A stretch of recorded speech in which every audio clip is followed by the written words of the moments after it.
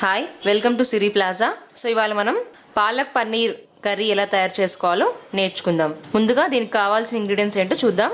వెల్లుల్లిపాయ 2 ఇలా సన్నగా కట్ చేసి పెట్టుకోవాలి. పాలకూర 4 కట్టలు. సో దాని ఇలా చిన్న ముక్కలుగా కట్ చేసుకొని పేస్ట్గా తయారు చేసుకోవాలి. పచ్చిమిరపకాయలు 20 గ్రామ్స్ లైట్గా సాల్ట్ వేసుకొని చేసి పెట్టుకోవాలి. జీడిపప్పు 20 గ్రామ్స్ దీన్ని మిక్సీలో వేసి ఇలా ఫైన్ పేస్ట్గా తయారు చేసుకోవాలి. కొంచెం వాటర్ యాడ్ చేసి పేస్ట్గా తయారు చేసి పెట్టుకోవాలి. హోల్ గ్రామ్ మసాలా, ఇలాచీ, చెక్క, లవంగం, మసాలా, సాల్ట్, పసుపు, కరివేపాకు, జీలకర్ర, పన్నీర్ 250 గ్రామ్స్ అన్ని చూసాం కదా. ఇప్పుడు ప్రొసీజర్లోకి వెళ్దాం. సో ముందుగా స్టవ్ మీద ఒక ప్యాన్ పెట్టుకొని డీప్ ఫ్రైకి సరిపడా ఆయిల్ పెట్టి హీట్ చేసుకోవాలి. దాంట్లోకి ముందుగా కట్ చేసి పెట్టుకున్న పన్నీర్ పీసెస్ని డీప్ ఫ్రై చేసుకోవాలి. సో పన్నీర్ని ఇలా కలర్ చేంజ్ అయ్యేంత వరకు ఫ్రై చేసి పక్కన పెట్టుకోవాలి.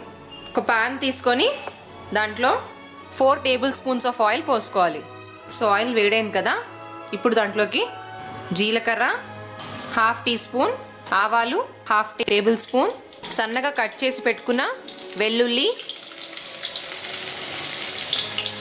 హోల్ గ్రామ్ మసాలా, కరివేపాకు, జీడిపప్పు, అల్లం వెల్లుల్లి పేస్ట్ 1 టేబుల్ స్పూన్,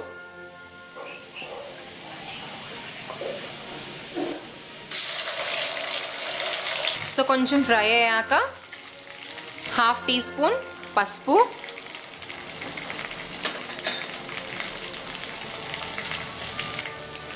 ముందుగా గ్రైండ్ చేసి పెట్టుకున్న పచ్చిమిర్చి పేస్ట్ 2 టేబుల్ స్పూన్స్,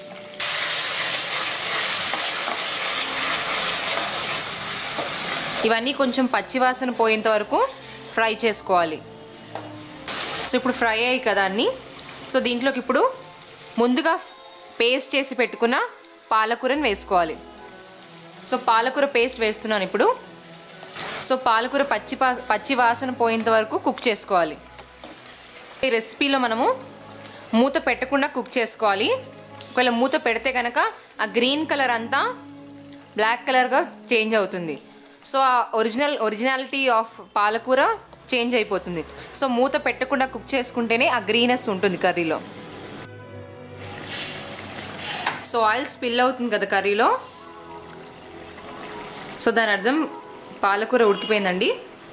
సో ఇప్పుడు దాంట్లోకి ముందుగా తయారు చేసి పెట్టుకున్న జీడిపప్పు పేస్ట్ని వేసుకుందాం. సో ఇది బాగా మిక్స్ అయ్యేట్టుగా కలుపుకోవాలి. సో ఇది ఒక 2 మినిట్స్ కుక్ అవ్వాలి. సో ఇప్పుడు ఈ కర్రీలోకి సరిపడా సాల్ట్ వేసుకుందాం.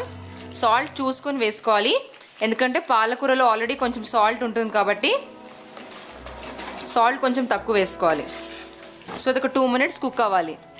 సో ఇప్పుడు దీంట్లోకి ఒక స్మాల్ బౌల్ ఆఫ్ వాటర్ పోసుకోవాలి గ్రేవీ కోసం.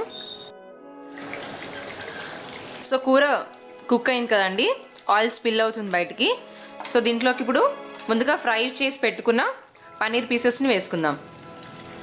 సో ఇది బాగా మిక్స్ అయ్యేట్టుగా కలుపుకొని దాంట్లోకి గరం మసాలా వేసుకోవాలి 2 table spoons. So garam masala మొత్తం మిక్స్ అయ్యేట్టుగా కలుపుకోవాలి.